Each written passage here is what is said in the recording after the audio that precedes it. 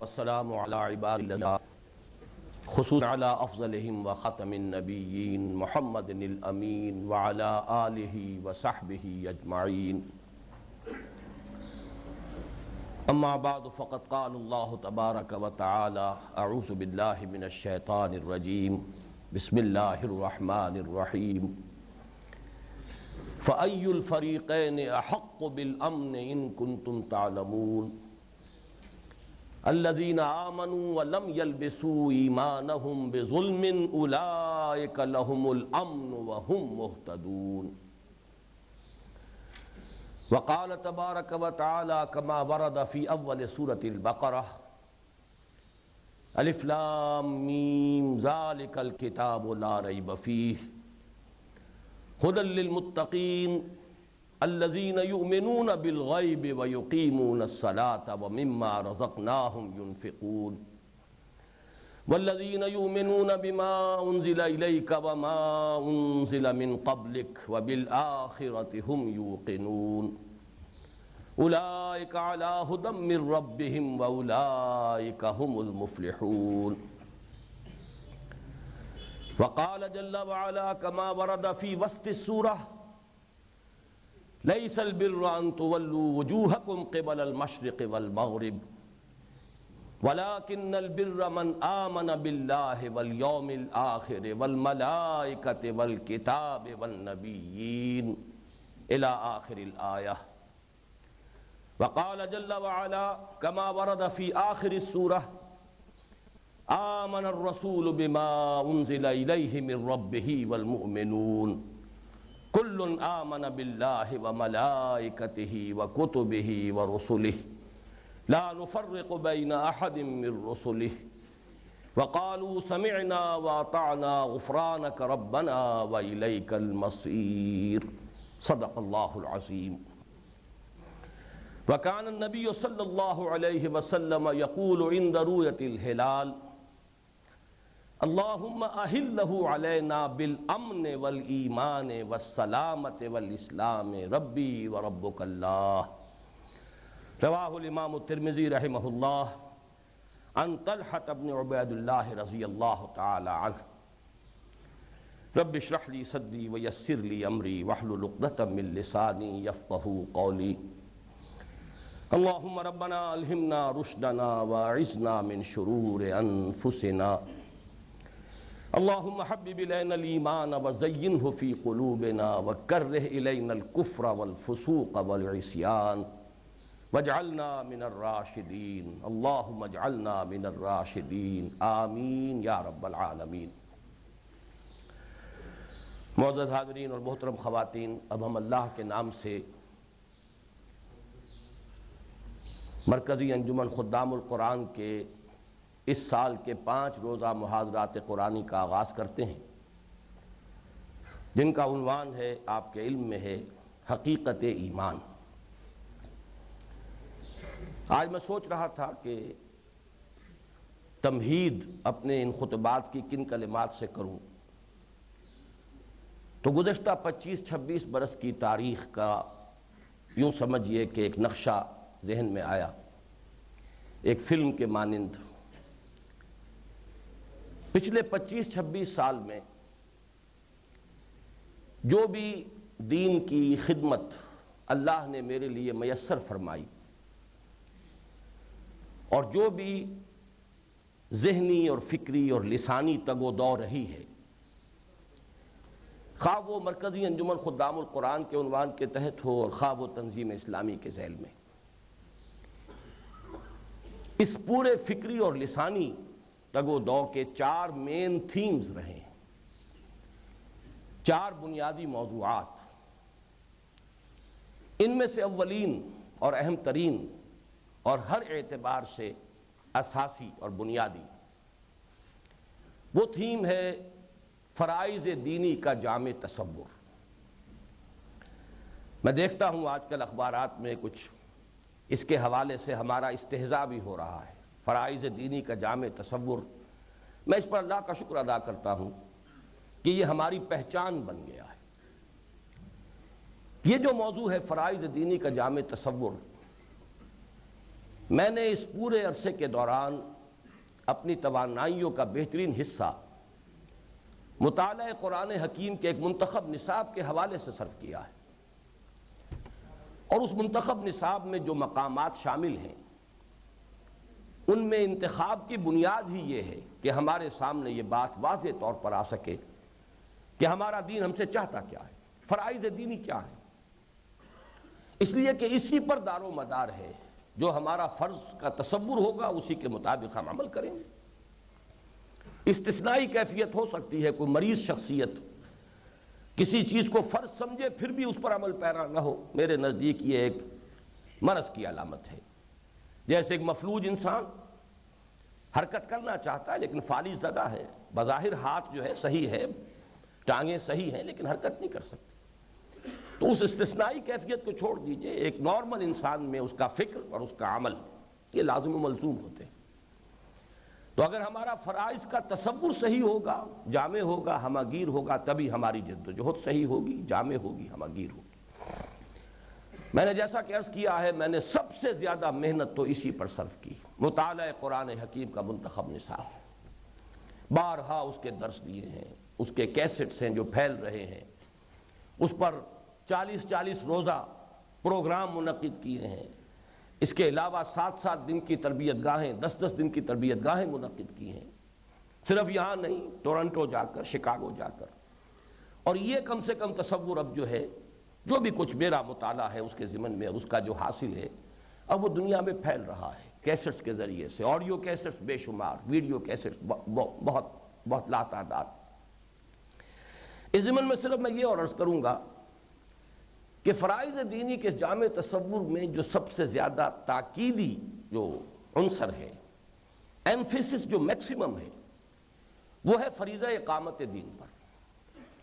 اور یہ اصل میں ایک ورثہ ہے ایک دینی تحریک کا جس کے ساتھ میری وابستگی رہی ہے۔ میں اس کو سمجھتا ہوں کہ اس نے جو تصور دیا تھا، بدقسمتی سے وہ تحریک خود سیاست کی دلدلوں میں پھنس جانے کی وجہ سے اب اس تصور کے بارے میں بہت کچھ ابہام کا شکار ہو چکی ہے، اور اس تصور کے حامل جو لوگ اس تحریک سے علیحدہ ہوئے انہوں نے کچھ عرصہ تو صرف کیا کہ اسی تصور کے مطابق پھر کوئی اجتماعی جد و جہد شروع کریں، لیکن جب پے بپے ناکامیاں ہوئیں تو بالآخر انہوں نے یہ کہنا شروع کر دیا کہ یہ چیز فرائض میں شامل ہی نہیں، انگور کھٹے ہیں۔ نتیجتاً میں نے محسوس کیا کہ وہ ایک بڑی قیمتی متاع ہے اس امت کی، اس صدی میں جس کا تصور واضح ہو کر آیا تھا، اقامت دین۔ دین ایک مکمل نظام زندگی ہے، دین اپنا مکمل غلبہ اور استیلا چاہتا ہے پورے نظام زندگی پر، پوری حیات انسانی پر۔ یہ تو ہماری اس دور کی بہت بڑی قیمتی متاع ہے، وہ تصور کے جو نگاہوں سے کچھ عرصے سے اوجھل ہو گیا تھا، کچھ حضرات کی مساعی سے اور ان کی خدمات کے نتیجے میں وہ اجاگر ہوا، دوبارہ تازہ ہوا، لیکن اب میں یہ دیکھ رہا تھا کہ وہ گم ہو رہا ہے، ابہام کا شکار ہو رہا ہے، شکوک و شبہات کا شکار ہو رہا ہے۔ لہذا میں نے اپنا ولیم فریضہ یہی سمجھا، اور اس کے ضمن میں مطمئن ہوں اللہ کے فضل و کرم سے کہ میں یہ سمجھتا ہوں کہ میں نے اپنا یہ فرض ادا کیا ہے۔ اسی تصور فرائض دینی کے تحت اب ایک اجتماعیت وجود میں آئی ہے۔ پھر میں نے اس تصور فرائض دینی پر اپنے ان دروس کے علاوہ، آپ کو یاد ہوگا کہ سن 85 میں 6 دن متواتر علماء کرام کو دعوت دے کر اس کے ضمن میں اپنی ایک تحریر ان کے سامنے رکھ کر جو پیشگی انہیں بھیج دی گئی تھی کہ قرآن حکیم اور سنت رسول اور سیرت رسول صلی اللہ علیہ وسلم کے مطالعے سے میں نے یہ سمجھا ہے، یہ خاکہ میرے سامنے آیا ہے فرائض دینی کا، اس میں اگر کوئی خامی ہے، غلطی ہے تو متنبہ فرمائیے۔ 6 دن مسلسل محاضرات جاری رہے، 25 علماء کرام جو ہر طبقہ فکر سے تعلق رکھتے تھے، ان میں دیوبندی بھی تھے، بریلوی بھی، اہل حدیث بھی، جماعت اسلامی کے بعض اکابر بھی، ان سب نے آ کر تقریریں کی ہیں، 25 حضرات نے اس کے اوپر تحریریں بھیجی ہیں۔ مجھے اس سے فائدہ بھی ہوا ہے، کہیں کہیں لفظی اصلاح بھی میں نے کی ہے۔ میں اس کے لیے ہمیشہ ذہناً تیار رہتا ہوں کہ اگر کہیں کوئی غلطی مجھ پر منکشف ہو جائے تو اس کا علل اعلان میں اس کا اقرار کروں، اس میں تصحیح کروں۔ بہرحال اس پر بھی ابھی جو ہمارا سالانہ اجتماع ہوا، میں نے پھر اپنے اس تصور کو اپ ڈیٹ کر کے 3 گھنٹے کی ایک تقریر کے اندر، جس کے ویڈیوز بھی بن گئے ہیں، آڈیوز بھی ہو گئے ہیں، وہ میں نے ریکارڈ کرا دیا ہے۔ آج کی تاریخ تک میں سمجھتا ہوں کہ تصور فرائض دینی کے موضوع پر میرا جو مطالعہ رہا ہے، جو غور و فکر کا حاصل ہے، وہ میں نے اس سال جامعیت کے ساتھ میں نے اپنی اس تقریر کے ذریعے سے آپ حضرات کی خدمت میں پیش کر دیا ہے۔ دوسرا تھیم، اور یہ اپنی اہمیت کے اعتبار سے کم نہیں ہے، وہ یہ ہے کہ اگر اقامت دین کا مطلب ہے پوری انسانی زندگی پر دین کا غلبہ، انفرادی بھی اجتماعی بھی، تو اجتماعی زندگی جو مختلف گوشے ہیں، سماجی زندگی ہے، معاشرتی، اسی طرح معاشی زندگی ہے، اقتصادی زندگی، اسی طرح سیاسی زندگی ہے، ملکی اور دستوری مسائل ہیں، اس سطح پر اسلام کا وہ نظام عدل اجتماعی ہے کیا، اس کے خد و خال کیا ہے، اس کے نمایاں جو ہیں پہلو کون کون سے ہیں، اس لیے کہ اس پر بڑا ابہام ہے۔ طویل عرصہ ہو گیا کہ وہ اجتماعی صورت جو ہے دنیا میں کہیں قائم نہیں رہی۔ خلافت راشدہ کے بعد سے ملوکیت کی چھاپ پڑی، اسلام کا وہ اصل چہرہ جو ہے وہ تو تاریخ کے پردوں میں گم ہو گیا، اس پر جاگیرداری کے اور سرمایہ داری کے پردے پڑتے چلے گئے، دین رفتہ رفتہ ایک مذہب بن کر رہ گیا، اس نے نظام زندگی کی حیثیت سے پھر کبھی دنیا کو اپنی شکل نہیں دکھائی۔ آج تک کوئی 1 انچ زمین ایسی نہیں ہے دنیا میں اس وقت جہاں پر کہ وہ کامل نظام عدل اجتماعی جو اللہ نے دیا انسان کو، محمد الرسول اللہ صلی اللہ علیہ وسلم کے ذریعے، وہ اپنی اصل صورت کے اندر موجود ہے۔ اور پھر اس میں ابہام یہ ہے کہ اس عرصے میں نوع انسانی کا قافلہ جو ہے وہ رکا تو نہیں رہا۔ یہ 14 صدیاں جو بیتی ہیں، نوع انسانی نے ارتقائی مراحل طے کیے ہیں۔ یہ ارتقاء جہاں سائنٹیفک علوم میں ہوا ہے، سائنسز میں ہوا ہے، ٹیکنالوجی میں ہوا ہے، وہاں ایک سوشل ایولیوشن کا پروسیس بھی ہے جو جاری رہا ہے۔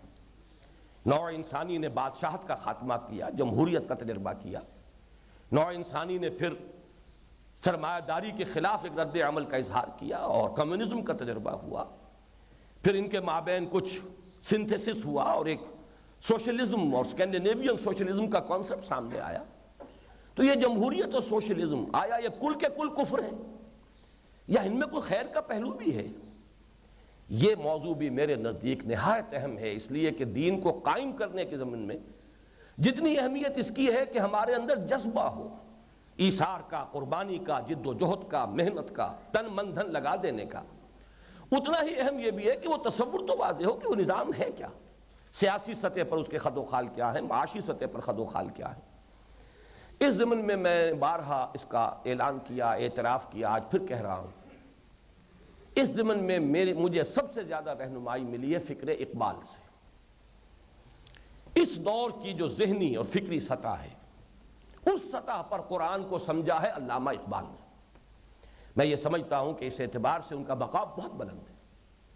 اور ان کے 2 اشعار وہ بڑے قیمتی ہیں، یہ ان کے گویا کے مشاہدے اور مطالعے اور تجزیے کا حاصل ہے۔ ہر کجا بینی جہان رنگ و بو، آنکھ از خاکش بے رویت آرزو، یاد نور مصطفیٰ اورا بہاست، یا ہنوز اندر تلاش مصطفیٰست۔ نوع انسانی نے جو سوشل ایولیوشن کا یہ پروسیس اور یہ طویل سفر جو طے کیا ہے، اس سے اگر کہیں روشنی، کہیں خیر، کہیں کوئی بھلائی تمہیں نظر آتی ہے تو یہ مستعار ہے نور مصطفیٰ سے صلی اللہ علیہ وسلم، اور اگر ابھی کوئی کمی ہے تو در حقیقت نوع انسانی چاروں ناچار اسی نظام مصطفیٰ کی طرف کشاں کشاں جا رہی ہے، ٹھوکریں کھائے گی، افراط و تفریط کے دھکے کھائے گی، لیکن یہ قافلہ بالآخر وہاں پہنچ کر رہے ہیں۔ تو تجزیہ کرنے کی ضرورت ہے کہ کیا ہے جمہوریت، کل کی کل کفر ہے یا اس میں کچھ اسلام کا پہلو ہے تو کتنا ہے جسے کہ ہمیں لینا چاہیے۔ الحکمت ضالۃ المومن، سوشلزم آیا کل کا کل ہی کفر ہے یا اس میں کوئی خیر کے پہلو بھی ہیں؟ اگر ہے تو وہ ہماری متاع ہے۔ الحکمت ضالۃ المومن هو احق بها حیث وجدها۔ ہم ان چیزوں کو اگر ہول سیل ریجیکٹ کر دیں گے تو اس میں اپنا نقصان کریں گے، اس میں کسی اور کا نقصان نہیں ہے۔ البتہ جس پہلو سے اس میں کمی ہے اس کا واضح شعور ہونا چاہیے، اعتراف ہونا چاہیے۔ آپ کے علم میں ہے کہ گزشتہ 3 سال ہمارے محاضرات قرآنی کا مین موضوع یہی رہا ہے۔ سب سے پہلے 88 میں لاہور میں ہم نے مارچ میں محاضرات منعقد کیے اسی موضوع پر، اسلام کا نظام عدل اجتماعی، اسلام کا نظام حیات۔ پھر اس کے بعد اسی سال ہم نے کراچی میں محاضرات منعقد کیے،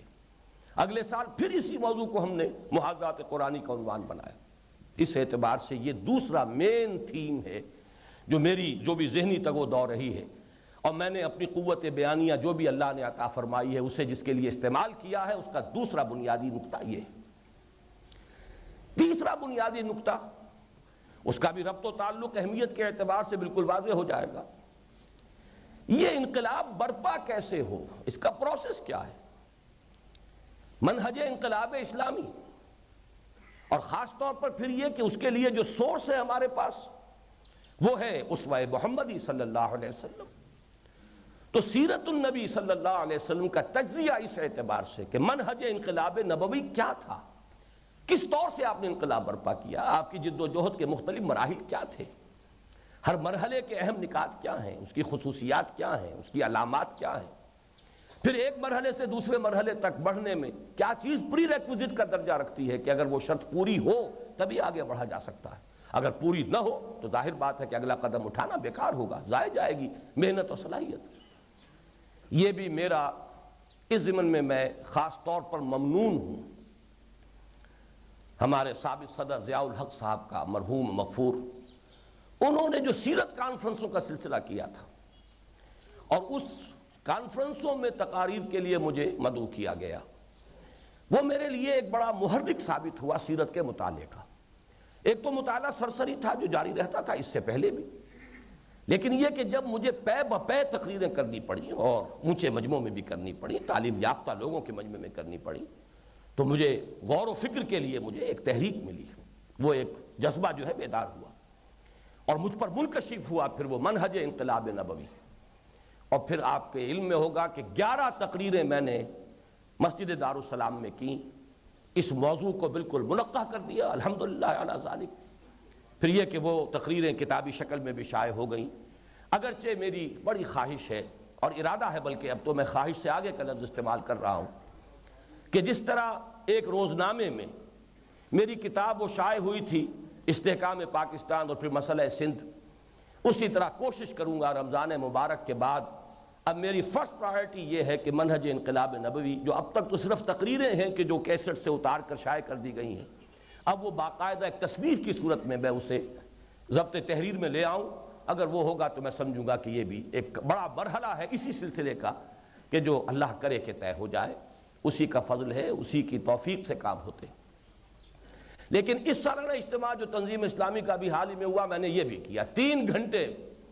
میں 3 حصوں میں منہج انقلاب اسلامی کا جو اس وقت تک کا میرا حاصل مطالعہ ہے، غور و فکر کا جو بھی اس وقت میرے پاس سرمایہ ہے، وہ میں نے پھر دوبارہ 3 گھنٹے کی، وہ 11 تقریروں کی بجائے تقریباً 3 گھنٹے کے ویڈیو کیسٹس یا کیسٹس کے حوالے سے وہ بات لوگ جو ہے آسانی کے ساتھ سمجھ سکتے ہیں۔ چوتھا، اور جو آج کا تھیم ہے اس کے حوالے سے عرض کر رہا ہوں، چوتھا تھیم، اس کے لیے انگریزی کے وہ الفاظ مستعار لینے پر مجبور ہوں، last but not the least. اس کو یہ نہ سمجھیے کہ یہ کمتر ہے، یہ بیان میں چوتھا ہے، اہمیت کے اعتبار سے اول روز سے مجھ پر اس کی اہمیت منکشف تھی، اور وہ ہے ایمان، ایمان کی حقیقت، ایمان کی اہمیت۔ چنانچہ میں نے جب اپنی اس جد و جہد کا آغاز کیا ہے تو سن 67 میں جو مضمون میں نے لکھا تھا، جو جون 1967 کے میثاق میں شائع ہوا، اسلام کی نشأت ثانیہ کرنے کا اصل کام، یہ سب اسی کا ظہور ہے، اسی میں نقشہ تھا قرآن اکیڈمی کا، اسی میں یہ سارا ایک قرآنی تحریک، تعلیم و تعلم قرآن کو ایک تحریک کی شکل میں شروع کرنے کا ایک نقشہ سامنے آیا تھا، خاکہ آیا تھا، اور اسی پر عمل کیا الحمدللہ۔ سن 67 اور یہ 91، 24 برس ہو چکے ہیں اسے۔ اس میں جن حضرات نے اس کا مطالعہ کیا، اس کا مین تھیم یہی ہے کہ اب تک ہماری جو دینی تحریکیں ہیں عالمی سطح پر جد و جہد ہو رہی ہے، اس صدی کا یہ وسط جو ہے تقریباً 50 برس، ان میں بڑی کوششیں ہوئی ہیں، بڑی محنتیں ہوئی ہیں، جماعت اسلامیہ، الاخوان المسلمون، مظلومی پارٹی، تبلیغی جماعت بھی اپنے انداز میں اپنے فکر کے مطابق جو کوششیں کر رہی ہے، اسی طریقے سے عباد الرحمن، اسی طرح سعید نورسی کی تحریک ترکی میں، عباد الرحمن لبنان میں، وغیرہ وغیرہ، سوڈان میں، پورے عالم عرب میں الاخوان المسلمون۔ یہ تحریکیں اصلاً کیوں ناکام رہی ہیں، تاحال کیوں کہیں پر وہ اسلامی انقلاب برپا نہیں ہو سکا؟ ایران کا معاملہ ایک علیحدہ ہے، اے فینومینن بائی اٹ سیلف، میں اس کے بارے میں اس وقت کچھ عرض نہیں کر رہا۔ اس کا سبب میں نے جو اہم تھا وہ یہی بیان کیا، ان تحریکوں کی سب سے بڑی غلطی یہ ہے کہ یہ ایمان کو ٹیکن فار گرانٹڈ لے رہے ہیں کہ جب مسلمان ہے تو ایمان تو ہے، جو ایمفیسس ایمان پر ہونا چاہیے وہ ان تحریکوں میں نہیں ہے۔ حالانکہ یہی وہ چیز ہے جہاں پانی مر رہا ہے۔ ایک عقیدہ ضرور ہے، ایک موروثی عقیدہ ہے ایمان جسے ہم کہتے ہیں، لیکن وہ ایمان کنوکشن کے درجے کو پہنچنے والا ایمان، وہ ایمان جسے کہا جا سکے کہ علی وجہ البصیرت ایمان، وہ ایمان تو کہیں ہے نہیں۔ ڈھونڈ اب اس کو چراغ رخ زیبا لے کر ہم اپنی زندگیوں کو دیکھیں، اپنے معمولات کو دیکھیں، اپنے پرسوٹس کو دیکھیں، اپنی ویلیوز کا تجزیہ کریں تو معلوم ہوگا خالص مادہ پرستانہ۔ آخرت کا یقین تو کچھ اور نقشہ دنیا کی زندگی کے اندر پیدا کرتا ہے، اللہ کا ایمان تو کچھ اور طرح کے کردار وجود میں لاتا ہے، رسول سے حقیقی محبت تو کسی اور طریقے سے ظاہر ہوتی ہے۔ کہاں ہے وہ؟ تو اصل کمی یہاں ہے، پانی یہاں مر رہا ہے۔ باقی یہ کہ کچھ عجلت پسندی، کچھ جلد بازی، سوچنے سمجھنے والے لوگوں کے ذہنوں کو بدلے بغیر سیاسی میدان میں چھلانگ لگا دینا، مختلف تحریکوں نے یہ غلطی بھی کی ہے، لیکن اس سے بھی کہیں زیادہ بنیادی غلطی یہ ہے کہ ایمان پر جو ایمفیسس ہونا چاہیے تھا وہ نہیں ہوا۔ یہ سن 67 کی بات کہہ رہا ہوں۔ لہذا اس وقت سے لے کے آج تک میری جو بھی تگ و دو رہی ہے، پھر میں عرض کر رہا ہوں، وہ دو الفاظ استعمال کر رہا ہوں، ذہنی تگ و دو اور لسانی۔ جو سوچا اسے بیان کیا، یہی میں کرتا رہا ہوں۔ جو بات سامنے آئی اسے ڈنکے کی چوٹ لوگوں کے سامنے رکھ دیا، بغیر کسی خوف لومت لائم۔ میں نے کبھی اس کی پرواہ نہیں کی ہے کہ اس کا کیا لوگوں پر اثر ہوگا اور لوگ کیا کہیں گے۔ جو بات صحیح سمجھی اس کو بیان کیا۔ تو ذہنی اور فکری تگ و دو اور اس کے ساتھ ہی یہ لسانی محنت جو میں نے کی ہے، اس کا چوتھا لیکن یہ کہ ہر اعتبار سے اولین اور انتہائی اہم جو ہے تھیم وہ حقیقت ایمان ہے۔ اس کے ضمن میں بھی میں آپ کو یاد دلاتا ہوں کہ ویسے تو میں نے کبھی 1 گھنٹے میں تقریر کی ہے، کبھی 2 گھنٹوں میں کی ہے حقیقت ایمان، کتاب الایمان اپنی بیان کی ہے، کبھی 1 سیشن میں، کبھی 2 سیشن میں۔ لیکن سن 87 میں 8 خطبات کا پروگرام بنایا تھا، جو بعد میں بڑھ کر 10-11 خطبے ہو گئے تھے مسجد دارالسلام میں، جو میں نے حقیقت ایمان کے موضوع پر دیے۔ اور آج در حقیقت جس کا میں آغاز کر رہا ہوں، میں نے اس ضمن میں بھی بعض جگہوں پر لوگوں نے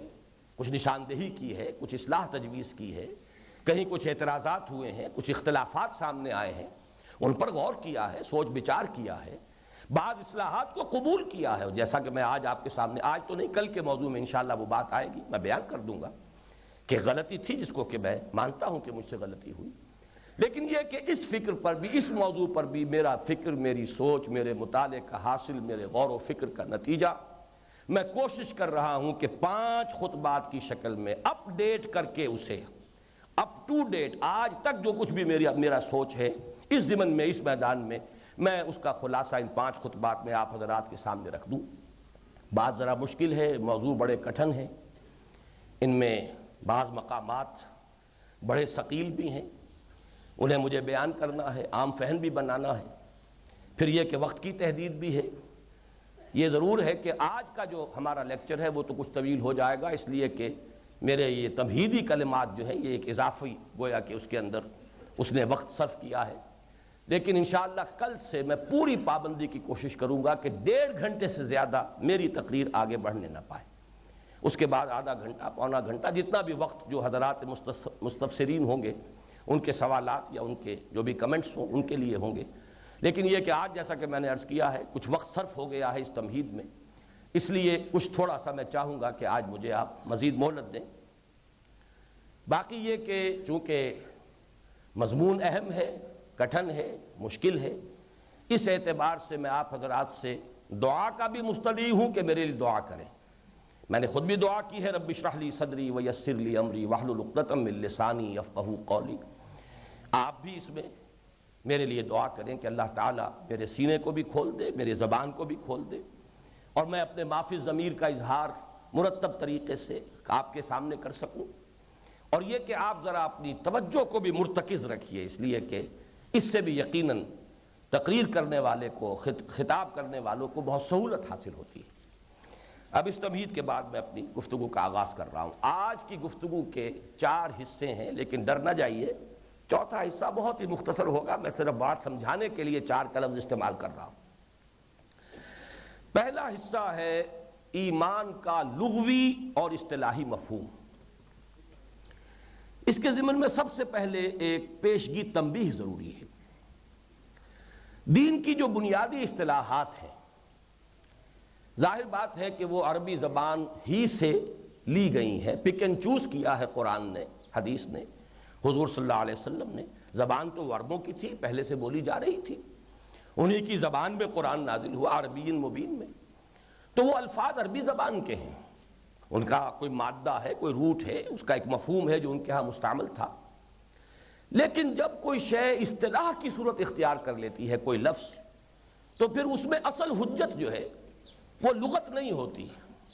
بلکہ وہ جو اگر دینی اصطلاح ہے تو اس کا مفہوم معین ہوگا قرآن اور سنت سے، صلی اللہ علیہ وسلم، حضور کی سنت اور اللہ کی کتاب، وہ معین کرے گی اس کے اصل مفہوم کو۔ جیسے مثال کے طور پر صلاۃ،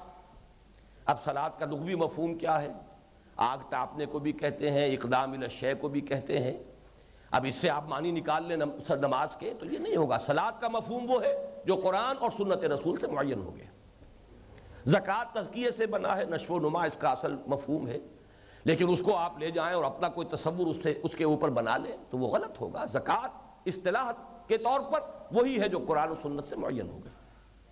اسی طرح صوم ہے، رک جانے کو کہتے ہیں، یہ کس چیز سے رک جانا، کب رک جانا،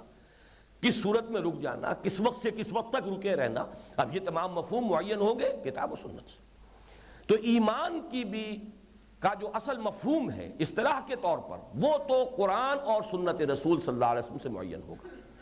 البتہ یہ ضرور ہے کہ ان اصطلاحات کے لیے جو الفاظ لیے گئے عربی زبان سے، آخر کسی وجہ سے لیے گئے، کوئی نہ کوئی معنوی تعلق ہے، اس کی جو لغوی اساس ہے اس کا کوئی نہ کوئی ربط ہے۔ اس پر غور و فکر سے ان اصطلاحات کی روح، ان کے حقیقی مفہوم پر ایک باطنی بصیرت ضرور حاصل ہوتی ہے کہ اس کا اصل مفہوم کیا ہے۔ نماز کی بھی اگر وہ لفظ لیا گیا ہے تو اللہ کی طرف متوجہ ہونا، اقدام الی الشیء، انی وجہت وجہی للذی فطر السماوات والارض حنیفا، اپنی روح کو ذکر الہی سے گرم کرنا، یہ آگ تاپنے کے معنی میں، یہ تمام چیزیں اس کی گویا کہ روح کے طور پر شامل ہیں۔ زکوٰۃ کی روح بھی یہی ہے، اپنے نفس کا تزکیہ، مال کی محبت سے دل کو پاک کرنا، صاف کرنا۔ تو ایسا بھی نہیں ہے کہ جو لغوی اساس ہے اس سے کوئی تعلق نہ ہو، بلکہ ان اصطلاحات کی جو باطنی روح ہے وہ یقیناً لغوی اصل پر غور و فکر سے اجاگر ہوتی ہے، واضح ہوتی ہے۔ البتہ لغت کو اس پر حاکم نہیں کیا جا سکتا۔ فیصلہ کن بات یہ ہوگی کہ کتاب و سنت سے اس اصطلاح کا کیا مفہوم معین ہوا۔ اس تمہید کے بعد اب میں عرض کر رہا ہوں کہ ایمان، جیسے کہ عربی زبان کے میرا خیال ہے 99% سے زیادہ الفاظ ہیں جن کا ایک سے حرفی مادہ ہوتا ہے، اس سے حرفی مادے سے الفاظ بنتے چلے جاتے ہیں۔ سادہ ترین مثال ہے علم، علم سے عالم بھی ہے، معلوم بھی ہے، علامہ بھی ہے، علامت بھی ہے، استعلام بھی ہے، بناتے چلے جائیں، متعلم بھی ہے، معلم بھی ہے، مختلف سانچوں میں ڈھلتے چلے جائیں گے، مختلف اوزان میں الفاظ جو ہیں بنتے چلے جائیں گے، لیکن علم کے ساتھ اس کا تعلق برقرار رہے گا۔ اصلها ثابت و فروعها فی السماء، وہ اصل جو ہے وہ مادہ علم، عالم علم رکھنے والا، علم جاننے والا، معلوم وہ شے جو کسی کے علم میں ہے، متعلم جو علم سیکھ رہا ہے، معلم جو علم سکھا رہا ہے، استعلام علم حاصل کرنا،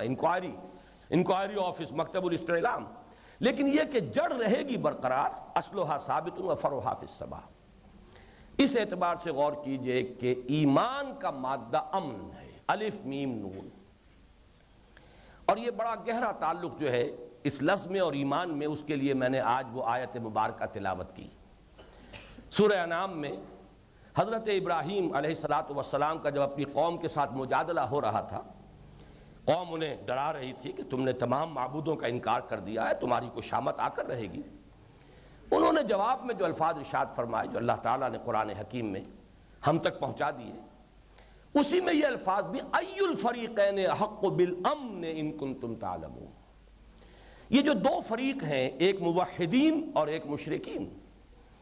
ان دونوں فریقوں میں سے امن کا مستحق کون ہے؟ کون زیادہ مستحق ہے امن کا؟ تم خود غور کرو، سوچو، ایک ہزاروں معبودوں کو پوجنے والے اور ایک ایک خدائے برحق کے پرستار، فَأَيُّ الْفَرِيقَيْنِ أَحَقُّ بِالْأَمْنِ إِن كُنتُمْ تَعْلَمُونَ، احق کون ہے، زیادہ حقدار کون ہے؟ اب اس کا جواب بھی دیا گیا، الَّذِينَ آمَنُوا وَلَمْ يَلْبِسُوا إِيمَانَهُمْ بِظُلْمٍ أُولَٰئِكَ لَهُمُ الْأَمْنُ وَهُمْ مُهْتَدُونَ، جو لوگ ایمان لائے اور انہوں نے اپنے ایمان میں کسی شرک کی، ظلم کی آمیزش نہیں ہونے دی، وہ ہیں جن کے لیے امن ہے، اور وہی ہیں ہدایت پانے والے۔ تو امن اور ایمان کا رشتہ جو ہے بہت ہی کلیئر ہو کر ان آیات میں سامنے آیا۔ بلکہ نوٹ کر لیجئے کہ الامن جو ہے یہ قرآن مجید میں 3 ہی مرتبہ آیا ہے، یہ لفظ اس شکل میں۔ 2 مرتبہ تو انہی آیات میں آ گیا، یہ آیات جو ہیں سورہ انعام کی ہیں۔ 1 مرتبہ آیا سورہ نساء میں، وہاں خوف کے مقابلے میں امن آیا ہے۔ فرمایا گیا وَإِذَا جَاءَهُمْ أَمْرٌ مِّنَ الْخَوْفِ أَوِ الْأَمْنِ أَذَاعُوا بِهِ۔ منافقین کی ایک روش پر تبصرہ کیا گیا ہے، ان کا حال یہ ہے کہیں سے کوئی خبر ان کے کانوں تک پہنچتی ہے خوف کی یا امن کی، تو بجائے اس کے کہ جو ذمہ دار لوگ ہیں ان تک پہنچا دیں، اپنا فرض ادا کریں، اسے پہلے ہی عام کر دیتے ہیں، اس کو لوگوں میں پھیلا دیتے ہیں۔ ظاہر بات ہے اگر کوئی یعنی خوف کی کوئی بات ہے تو ایک دہشت کی لہر جو ہے دوڑ جائے گی، سنسنی پیدا ہو جائے گی۔ منافقین کا یہ طرز عمل، اس سے ہمارے سامنے اصل جو مفہوم ہے اس لفظ امن کا واضح ہوا۔ خوف کی ضد امن ہے۔ مزید وضاحت کریں گے تو خوف کے ساتھ حزن کا لفظ بھی شامل کر لیجیے، جیسے تعرف الاشیاء بازدادها، خوف کے مقابلے میں امن آیا۔ اسی طریقے سے قرآن مجید میں ایمان کی انٹینسٹی، ایمان کی گہرائی اور گہرائی جب اس درجے کو پہنچ جائے کہ ان تعبد اللہ کانک تراہ فإن لم تکن تراہ فإنہ یراک، احسان کا یہ مقام، درجہ احسان، جہاں یہ یقین کی کیفیت جو ہے اتنی گہری ہو گئی ہو، اس کو کہتے ہیں یہ ولایت باہمی کا رشتہ ہے اللہ کے ساتھ۔ اب یہ اللہ کا ولی ہو گیا جس کو ایمان کی یہ انٹینسٹی حاصل ہو گئی۔ الا ان اولیاء اللہ لا خوف علیہم ولا هم یحزنون، 2 چیزوں کی نفی کی گئی۔ ویسے تو یہ کہ لا خوف علیہم ولا هم یحزنون تو بہت مرتبہ قرآن میں آیا۔ خوف اور حزن سے نجات پا جانا، زوال خوف و حزن امن ہے، یہ گویا کہ امن کا اصل حقیقی مفہوم ہے۔ اب اس سے آگے چلیے، امن یامنو امن و امنتن، اس کے معنی ہے امن میں ہونا۔ اس معنی میں یہ لفظ قرآن مجید میں بار بار آیا ہے۔ میں صرف سورۃ الملک کی 2 آیات آپ کو سنا رہا ہوں۔ اَأَمِنْتُم مَّن فِي السَّمَاءِ أَن يَخْسِفَ بِكُمُ الْأَرْضَ فَإِذَا هِيَ تَمُورُ، کیا تم امن میں ہو، نڈر ہو گئے ہو، نچنت ہو گئے ہو، بے خوف ہو گئے ہو اس آسمان والے سے؟ کیا تمہیں اندیشہ نہیں ہے کہ وہ تمہیں زمین میں دھسا دے؟ اَأَمِنْتُم، کیا تم امن میں ہو؟ بے خوف ہو جانا، نڈر ہو جانا، نچنت ہو جانا۔ اگلی آیت میں ام امنتم من فی السماء ان یرسل علیکم حاصبا، کیا تم بالکل بے خوف ہو، امن میں ہو، تمہیں کوئی ڈر نہیں رہا اللہ آسمان والے سے، اللہ سے، کہ وہ تمہارے اوپر کوئی بہت جھکڑ بھیج دے اور تمہیں تباہ کر دے، جیسے جھکڑ سے کہ قوم عاد کو تباہ کیا تھا۔ اسی طرح سورہ اعراف میں فرمایا افامنوا مکر اللہ فلا یامن مکر اللہ الا القوم الخاسرون، کیا یہ اللہ کی چالوں سے اپنے آپ کو مامون سمجھتے ہیں؟ کیا یہ، بلکہ یہ لفظ مامون میں نے یہاں غلط العام کے طور پر استعمال کیا، ابھی اس کی وضاحت ہو جائے گی، محفوظ سمجھتے ہیں، امن میں سمجھتے ہیں اللہ کی چال اور تدبیر سے؟ تو جان لو کہ اللہ کی چال